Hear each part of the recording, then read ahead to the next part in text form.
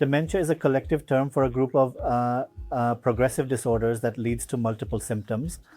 The symptoms not only cause cognitive symptoms, but they also cause a lot of behavioral and psychological symptoms also. The chief symptoms, of course, span the memory domain. It affects the recent memory domain, and they become forgetful. They forget recent events. They repeat questions. They say the same thing again and again.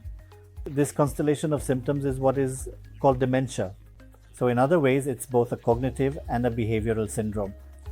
How common is dementia? Dementia has been shown to affect around 6% to 7% of the entire elderly population in India. So it's quite a common illness. The commonest causes of dementia the world over, as well as in India, are number one is Alzheimer's disease. And then number two is vascular dementia, which happens due to multiple silent strokes that happen in certain areas of the body. The third commonest dementia is due to Parkinsonian dementia or dementia with Lewy bodies. So these are the causes of dementia. So it is very important that these factors are identified at the earliest stages and very appropriately treated. Almost 40% to 50% of the risk of later onset of dementia can be prevented by earlier identification and proper treatment of all these things. And there's a particular type of diet called the MIND diet. This includes a lot of berries, vegetables, nuts, certain nuts like walnuts, which are very important, and avoiding a lot of red meat, highly processed food, fatty rich food.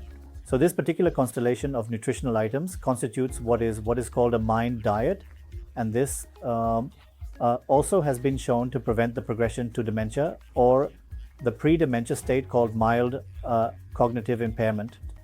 How do we diagnose dementia? Is that dementia is always diagnosed by administering a cognitive or a memory test for the affected individual.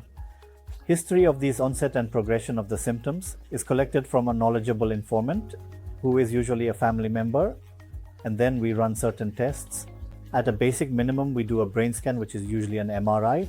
If an MRI cannot be done, we settle for a CT scan of the brain. In some people, we also have to do a brain PET scan, which might be needed to clarify the deficits. We also do a battery of blood tests to find out if there are other factors which may have led to these dementia symptoms. Most of the time, the majority of the times, we only give medications. Very rarely, if the patient has certain treatable surgical conditions like increased fluid in the middle of the brain, this condition being called normal pressure hydrocephalus, then we'll have to do a minor surgical procedure called the baby shunt. But in the majority of the patient, we only do medications.